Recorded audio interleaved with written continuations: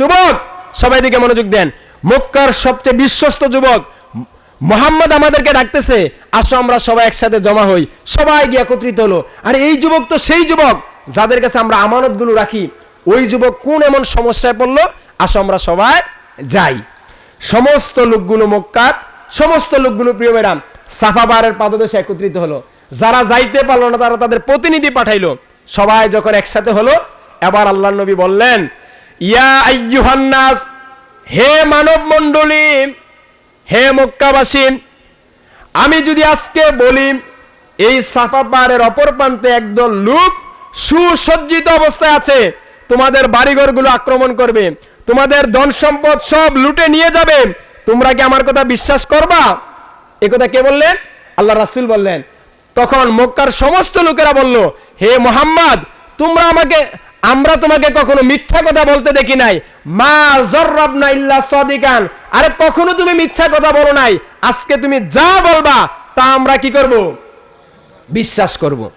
এবার আল্লাহর নবী বললেন, হে মক্কাবাসী, যদি তোমরা আমার কথা বিশ্বাস করেই থাকো, তাহলে আজকে আমি তোমাদেরকে এমন একটা বাক্যের দিকে দাওয়াত দেব, এমন একটা জুমলার দিকে দাওয়াত দেব, এমন একটা সেন্টেন্সের দিকে আহ্বান জানাবো, এমন একটা বাক্যের, এমন একটা বাণীর দিকে তোমাদেরকে আহ্বান করব, যেই বাক্যটা তোমরা মনে প্রাণে মেনে নিলে সমস্ত আরবের কর্তৃত্ব নেতৃত্ব তোমাদের হাতে চলে আসবে। এই কথা যখন আল্লাহ রাসূল বললেন, নেতারা তো ক্ষমতার পাগল, কথা বলেন ঠিক কিনা? আরে কথা বলেন, নেতারা কিসের পাগল? ক্ষমতার পাগল। মক্কার সমস্ত লিডাররা ওখানে উপস্থিত।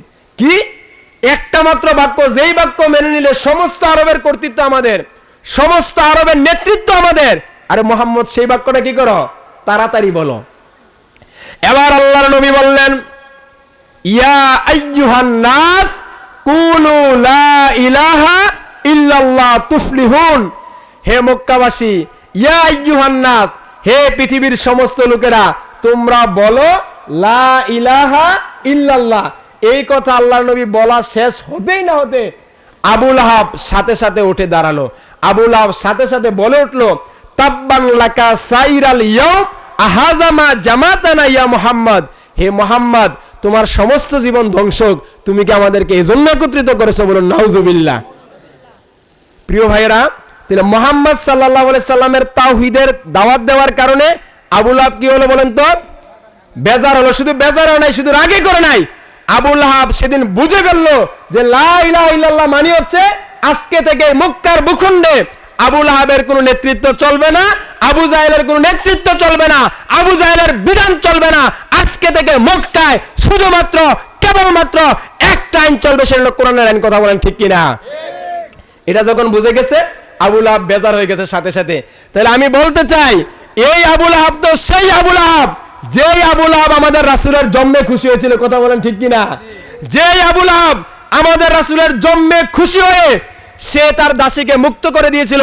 কিন্তু সেই আবু লাহাব যখন দেখলো আল্লাহর নবী বলছেন যে আজকে থেকে মক্কার ভূখণ্ডে কারো বিধান চলবে না, রাসূল যে মিশন নিয়ে পৃথিবীতে আসছেন, এই মিশন যখন প্রকাশ করলেন, তখন মক্কার আবু জাহেল, উতবা, সাইবা সবাই বেজার হয়ে গেল। তাহলে প্রিয় ভাইরা, আমি বলতে চাই, আল্লাহ রাসূলের মিলাদে আবু লাহাবও খুশি হয়েছিল। আল্লাহ রাসূলের মিলাদে খুশি হলে চলবে না, মিশনে খুশি হওয়া লাগবে। কথা বলেন ঠিক কিনা? মিশন কি ছিল? আজকের যুগে একদল নেতা আছে, নেত্রী আছে, যখন ঈদে মিলাদুন নবী আসে, প্রিয় ভাইরা, আমার তো আলহামদুলিল্লাহ অনেক জায়গায় যাওয়ার সুযোগ হয়, যখন ঈদে মিলাদুন নবী আসে, তখন বাংলাদেশের যেই জাতীয় মসজিদ বাইতুল মোকাররম সাজায় কি সাজায় না? রাষ্ট্রীয়ভাবে এই দিন ছুটি ঘোষণা করা হয়, সরকার ছুটি ঘোষণা করে, এমপি মন্ত্রীরা খুশি হয়, জিলাপি বিতরণ করে, মিষ্টি বিতরণ করে রাসূল সাল্লাল্লাহু আলাইহি সাল্লামের জন্মে। কিন্তু আমরা যখন বলি যে ভাই, রাসূল তো পৃথিবীতে শুধু মিষ্টি বিতরণের জন্য আসেন নাই, রাসূল পৃথিবীতে জিলাপি বিতরণের জন্য আসেন নাই, রাসূল পৃথিবীতে ইয়া নবী সালাম আলাইকা পড়ার জন্য শুধু আসেন নাই, আল্লাহ রাসূল পৃথিবীতে এসেছেন সমস্ত মতবাদকে কবর রচনা করে শুধুমাত্র কেবলমাত্র একমাত্র ইসলামকে বিজয়ী করার জন্য। কথা বলেন ঠিক কিনা? এটা কি আমার বানানোর কথা না আল্লাহর কোরআনের কথা? আমি রেফারেন্স দিয়ে কথা বলবো, রেফারেন্স ছাড়া কোনো কথা বলবো না। চলে যাই, পৃথিবীতে রাসূল কেন এসেছিলেন। আমার আলোচনার শিরোনাম কি মনে আছে তো? লা ইলাহা ইল্লাল্লাহ আমার কাছে আপনার কাছে কি চায়। প্রিয় ভাইরা দেখেন, মক্কার লোকেরা এই লা ইলাহা ইল্লাল্লাহর দাওয়াতকে মানতে পারলো না, অথচ রাসূল পৃথিবীতে আসছেন কেন? একটু দেখেন তো প্রিয় ভাইরা, মিলান তো আপনারা। হাফেজ সাহেব এখানে অনেক আলেমরা আসছেন, আলহামদুলিল্লাহ অনেক মাদ্রাসার ছাত্ররা আসছেন। প্রিয় ভাইরা, রাসূল পৃথিবীতে কেন আসলেন? চলে যাই আমরা সূরা সফ এর 9 নম্বর আয়াত, সূরা তাওবা 9 নম্বর সূরার 33 নম্বর আয়াত, সূরা ফাতার 28 নম্বর আয়াত। এই তিনটা আয়াত আপনারা খুললে পাবেন আল্লাহ সুবহানাহু ওয়া তাআলা বলছেন, হুয়াল্লাযী আরসালা রাসূলাহু বিল হুদা ওয়া দীনিল হক লিইয়ুযহিরাহু আলা দ্বীনি কুল্লিহি ওয়ালাউ কারিহাল মুশরিকুন। আরেক জায়গায় বলছেন ওয়ালাউ কারিহাল কাফিরুন। আল্লাহ পাক রব্বুল আলামিন বলেন, হুয়াল্লাযী আরসালা রাসূলাহু বিল হুদা ওয়া দীনিল হক। তিনি হচ্ছেন ওই সত্তা, তিনি হচ্ছেন ওই রব, তিনি হচ্ছেন ওই আল্লাহ যিনি পৃথিবীতে তার রাসূলকে প্রেরণ করেছেন হুদা দিয়ে এবং সত্য দিন দিয়ে, যাতে করে তিনি সমস্ত মতবাদকে কবর রচনা করে শুধুমাত্র কেবলমাত্র একমাত্র ইসলামকে বিজয়ী করতে পারেন। বলুন আল্লাহু আকবার। পৃথিবীতে রাসূল এসেছেন আল্লাহর এই জমিনে আল্লাহর দ্বীনকে প্রতিষ্ঠার জন্য। প্রিয় ভাইরা, অনেক আলেমরা এটা বোঝার চেষ্টা করে না প্রিয় ভাইরা। তাহলে পৃথিবীতে রাসূল এসেছেন এই জন্য প্রিয় ভাইরা। যাই হোক, আমি আমার মেইন আলোচনায় যাচ্ছি। তাহলে মক্কার কাফেররা লা ইলাহা ইল্লাল্লাহর দাওয়াত শুনে কি করলো বলেন তো? খেপে গেল। কি করলো বলেন তো? খেপে গেল। অথচ প্রিয় ভাইরা, মক্কার লোকেরা কিন্তু আল্লাহকে বিশ্বাস করতো। আপনারা জানেন মক্কার লোকেরা কাকে বিশ্বাস করতো? সবাই কথা বলেন, কাকে বিশ্বাস করতো? আল্লাহকে বিশ্বাস করত। প্রমাণ দেই, মনোযোগ দিয়ে শুনেন। মক্কার লোকেরা যে আল্লাহকে বিশ্বাস করতে, প্রমাণ 1 নম্বর আসেন, মুহাম্মদ সাল্লাল্লাহু আলাইহি সাল্লামের পিতার নাম কি ছিল বলেন তো? ভাই সবাই বলেন, ছাত্র ভাইরা বলেন, মুহাম্মদ সাল্লামের পিতার নাম কি? আব্দুল্লাহ। এটা হচ্ছে আব্দুল্লাহ মুজাফ মুজাফিলাই, আল্লাহ মানে আল্লাহর গোলাম। কার গোলাম? আল্লাহর গোলাম। তাহলে আল্লাহর গোলাম যদি মক্কার লোকেরা নিজেদেরকে মানে আল্লাহকে বিশ্বাস নাই করতো, নিজেদেরকে আল্লাহর গোলাম পরিচয় দিত না। 1 নম্বর বিষয়। 2 নম্বর আসেন, আব্রাহা বাদশাহ যখন কাবাগরকে ধ্বংস করতে আসলো, কাকে ধ্বংস করতে আসলো? আব্রাহা বাদশাহ যখন কাবাগরকে ধ্বংস করতে আসলো, আব্রাহা বাদশার সৈন্যরা প্রথমে কাবাগরের যিনি মোতাওয়াল্লি ছিলেন আব্দুল মুত্তালিব, আব্দুল মুত্তালিবের উট, ধুম্বা, বেড়া এগুলো ধরে নিয়ে গেলেন। কে বলেন তো? আব্রাহা বাদশার সৈন্যরা। এই সংবাদ গেল আব্দুল মুত্তালিবের কাছে। আব্দুল মুত্তালিব এবার হাজির হলেন আব্রাহা বাদশার কাছে। আব্রাহা বাদশার কাছে এসে বললেন, হে আব্রাহা বাদশা, আমি শুনেছি তোমার সৈন্যরা আমার সম্পদগুলো আত্মসাৎ করেছে, আমার উট, বেড়া, দুম্বা এগুলো নিয়ে গেছে। আমি এগুলো ফেরত নেওয়ার জন্য আসছি, এগুলো আমাকে কি করো? ফেরত দাও। আব্রাহা বাদশা অবাক হয়ে গেল, আরে আরে আমরা তো আসছি কাবাগরকে ধ্বংস করার জন্য। যেই কাবাগরের সাথে মক্কার মানুষদের ইজ্জত জড়িত, যেই কাবাগরের সাথে আব্দুল মুত্তালিবের সম্পর্ক, আব্দুল মুত্তালিবের সম্মান জড়িত, আব্দুল মুত্তালিবের, কারণ আব্দুল মুত্তালিব কি ছিলেন বলেন তো? কাবাগরের মোতাওয়াল্লি। তো আব্রাহা বাদশা বললেন, সেই কাবাগর নিয়ে আব্দুল মুত্তালিব তুমি কেন কথা বলছো না? এবার আব্দুল মুত্তালিব বললেন, হে আব্রাহা বাদশা, তুমি যেই কাবাগরকে ধ্বংস করতে আসছো ওই কাবাগরের মালিক আমি আব্দুল মুত্তালিব না।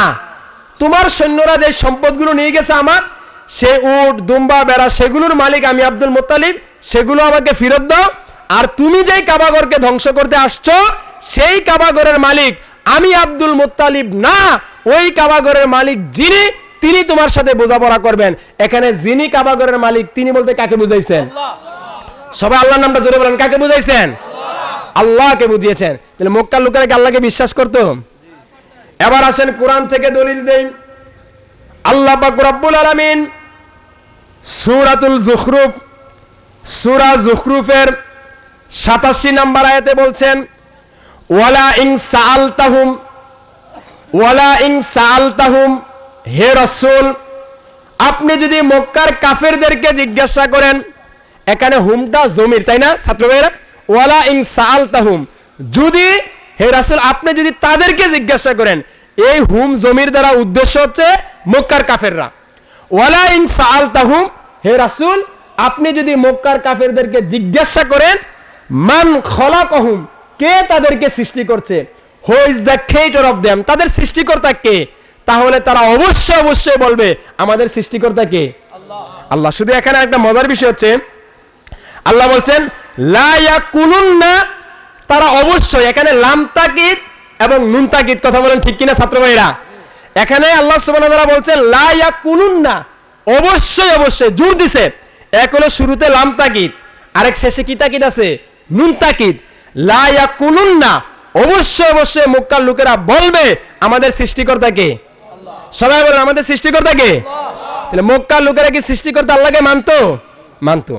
এবার আরো দেখেন, আল্লাহ পাক রব্বুল আলামিন সূরা যুখরুফের আরেকটি আয়াতে বলছেন, 9 নম্বর আয়াতে বলছেন ওয়ালা ইন সাআলতাহুম মান খালাকাস সামাওয়াতি ওয়াল আরদ, হে রাসূল আপনি যদি মক্কার কাফেরদেরকে জিজ্ঞাসা করেন কে আসমান এবং জমিন সৃষ্টি করেছেন, তাহলে আল্লাহ সুবহানাহু ওয়া তাআলা বলছেন লা ইয়াকুলুন্না খালাকাহুন্নাল আজিজুল আলিম, তারা বলবে অবশ্যই অবশ্যই এগুলো একজনে সৃষ্টি করেছে যিনি মহা পরাক্রমশালী প্রজ্ঞাময়। বলুন আল্লাহু আকবার। তাহলে মক্কার লোকেরা সৃষ্টিকর্তা হিসেবে কাকে মানতো? আল্লাহকে। আরেকটু চলে যাই, সূরা আনকাবুত 29 নম্বর সূরার 63 নম্বর আয়াত, আল্লাহ পাক রব্বুল আলামিন বলছেন ওয়ালা ইন সাআলতাহুম মান নাযালাস সামা, হে রাসূল আপনি যদি মক্কার কাফেরদেরকে জিজ্ঞাসা করেন, মক্কার মুশরিকদেরকে যদি জিজ্ঞাসা করেন কে আসমান সৃষ্টি করেছেন, কে জমিন সৃষ্টি করেছে, ওয়া সাখখারাস শামসা ওয়াল কমার, এবং কে চন্দ্র সূর্যকে নিয়ন্ত্রণ করেন, আল্লাহ বলছেন লা ইয়াকুলুন্না, তারা অবশ্যই অবশ্যই বলবে এগুলো একজনে করে তিনি কে? তাহলে মক্কার লোকেরা নিজেদের সৃষ্টিকর্তা, আসমান এবং জমিনের সৃষ্টিকর্তা, চন্দ্র এবং সূর্যের নিয়ন্ত্রক, সবকিছু কাকে মানতে বলেন তো? মক্কার লোকেরা আল্লাহকে মানার পরেও কেন কাফের? প্রশ্ন জাগে কি জাগে না? মক্কার লোকেরা যদি আল্লাহকে সৃষ্টিকর্তা মানে, মানার পরেও কেন কাফের? প্রশ্ন জাগে কি জাগে না? আচ্ছা বলেন তো কেন কাফের? বলেন, একজনে বলেন কেন কাফের? এখন বলবেন যে মূর্তি পূজা করতে এজন্য কাফের নাকি? না, মক্কার লোকেরা মূর্তি পূজা করতে এজন্য তারা কাফের না, বরং মক্কার লোকেরা এজন্য কাফের। আল্লাহ কোরআনে বলছেন সূরা জুমার 39 নম্বর সূরার 3 নম্বর আয়াতে মা না'বুদুহুম ইল্লা লিয়ুকাররিবুনা ইলাল্লাহি যুলফা, আল্লাহ পাক রব্বুল আলামিন বলছেন মা না'বুদুহুম, মক্কার যে সমস্ত লোকেরা ওই দেবদেবী ওই মূর্তির পূজা করছে, ওই মক্কার কাফেররা, মক্কার মুশরিকরা এই দেবদেবীগুলোকে, এই মূর্তিগুলোকে আল্লাহ মেনে পূজা করছে না। তারা মনে করে যে এগুলো তাদেরকে আল্লাহ পর্যন্ত পৌঁছাই দিবে। তার মানে তারা আল্লাহ এবং বান্দার মাঝে বায়া মাধ্যম ধরেছিল। কথা বলেন ঠিক কিনা? এজন্য তারা কাফের প্রিয় ভাইরা, এজন্য তারা মুশরিক। তারা মনে করতো যে আল্লাহ বান্দার ডাক সরাসরি শোনে না। আজকে আমাদের সমাজে একদল লোক আছে না নাই? আছে না নাই?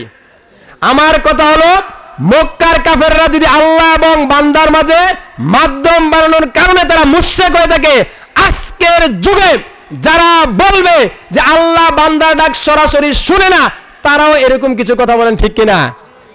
আল্লাহ কি বান্দার ডাক সরাসরি শুনে কি শুনে না? শুনে। আল্লাহু আকবার। আর আমরা এমন একজন আল্লাহ পেয়েছি ভাই, যেই আল্লাহ সব সময় আমাদের ডাক শুনে। বলেন সুবহানাল্লাহ। আল্লাহ পাক রব্বুল আলামিন পবিত্র কোরআন আল কারীমের সূরা গাফির এর 60 নম্বর আয়াতে বলছেন উদউনি আস্তাজিব লাকুম ইন্নাল্লাযীনা ইস্তাকবিরুনা আন ইবাদাতি সায়াদখুলুনা জাহান্নামা দাখিরিন।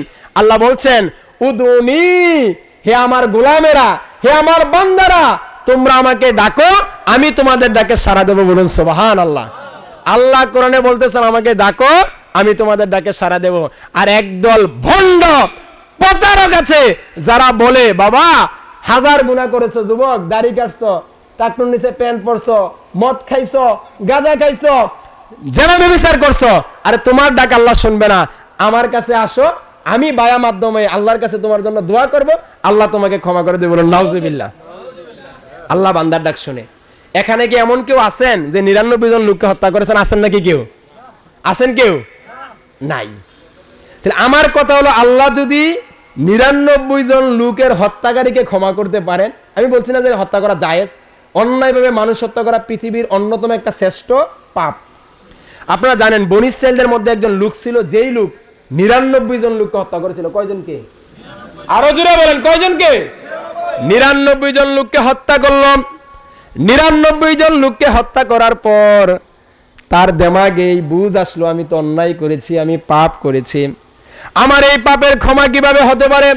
চলে গেল এক দরবেশের কাছে। দরবেশ বাবাকে জিজ্ঞাসা করলো, আমি তো 99 ব্যক্তিকে হত্যা করেছি, আমি 99টা আস্ত মানুষকে জবাই করেছি, হত্যা করেছি, আমার কি এই পাপের ক্ষমা আছে কি না?